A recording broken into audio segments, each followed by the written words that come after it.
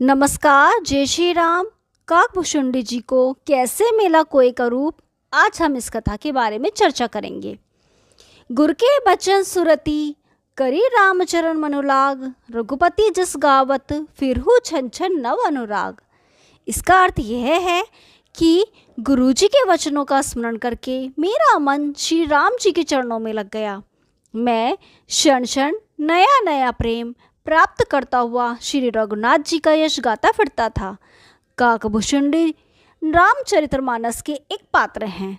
संत तुलसीदास जी ने रामचरितमानस के उत्तरकांड में लिखा है कि काकभूषुंडी जी परम ज्ञानी राम भक्त हैं। रावण के पुत्र मेघनाथ ने राम से युद्ध करते समय राम को नागपाश से बांध दिया था। देवर्षि नारद के कहने पर गरुड़ जी, जो कि सर्वभक्षी थे, वे नागपाश के समस्त नागों को खाकर राम को नागपाश के बंधन से छुड़ाया। राम के इस तरह नागपाश में बंध जाने पर राम के परम भ्रम होने पर गरुड़ को संदेह हो गया। गरुड़ का संदेह दूर करने के लिए देवर्षि नारद उन्हें ब्रह्मा जी के पास भेज दिया। ब्रह्मा जी ने उनसे कहा कि तुम्हारा संदेह भगवान शंकर दूर कर सकते हैं। भगवान शंकर ने भी गरुड़ को उनका संदेह मिटाने के लिए काकभूषुंडी जी के पास भेज दिया। अंत में काकभूषुंडी जी ने राम के चरित्र की पवित्र कथा सुनाकर गरुड़ के संदेह को दूर किया। गरुड़ के संदेह समाप्त हो जाने के पश्चात काकभूषुंडी जी ने गरुड़ को स्वयं की कथा सुनाई, जो इस प्रकार है। काकभूषुंडी जी का प्रथम जन्म अयोध्यापुरी में एक शूद्र के घर में हुआ। उस समय वे भगवान शिव के भक्त थे, किंतु अभिमान पूर्वक अन्य देवताओं की निंदा करते थे। एक बार अयोध्या में अकाल पड़ जाने पर वे उज्जैन चले गए। वहां वे एक दयालु ब्राह्मण की सेवा करते हुए उन्हीं के साथ रहने लगे। वे ब्राह्मण भगवान शंकर के बहुत बड़े भक्त थे, किंतु भगवान विष्णु की निंदा कभी नहीं करते थे। उन्होंने उस शूद्र को शिव जी का मंत्र दिया। मंत्र पाकर उसका अभिमान और भी बढ़ गया। वह अन्य द्विजों से ईर्ष्या और भगवान विष्णु से द्रोह करने लगा। उसके इस व्यवहार से उनके गुरु वे ब्राह्मण अत्यंत दुखी होकर उसे श्री राम की भक्ति का उपदेश दिया करते थे। एक बार उस शूद्र ने भगवान शंकर के मंदिर में अपने गुरु अर्थात जिस ब्राह्मण के साथ वह रहता था का अपमान कर दिया। इस पर भगवान शंकर ने आकाशवाणी करके उसे श्राप दिया कि रे पापी, तूने गुरु का निरादर किया है, इसलिए तू सर्प की अधम योनि में चला जा और सर्प योनि के बाद तुझे 1000 बार अन्य योनि में जन्म लेना पड़े।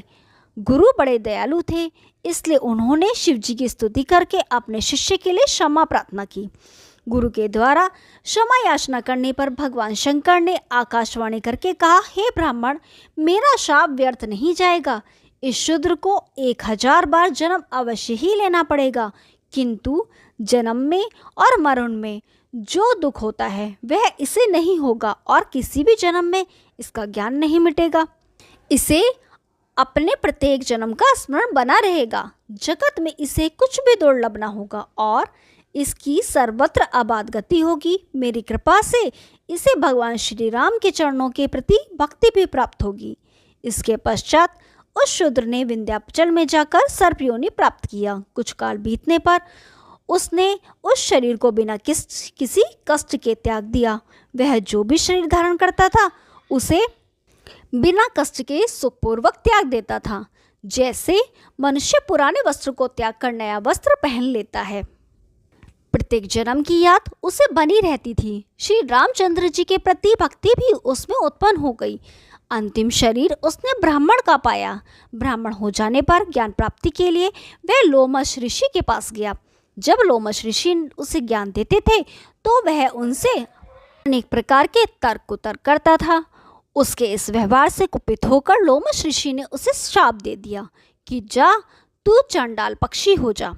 वह तत्काल कौआ बनकर उड़ गया। श्राप देने के पश्चात लोमश ऋषि को अपने इस श्राप पर पश्चाताप हुआ और उन्होंने उस कौए को वापस बुलाकर राम मंत्र दिया तथा इच्छा मृत्यु का वरदान भी दिया।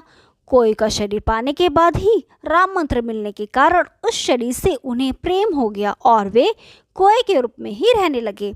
और काकभुशुंडी के नाम से विख्यात रहे।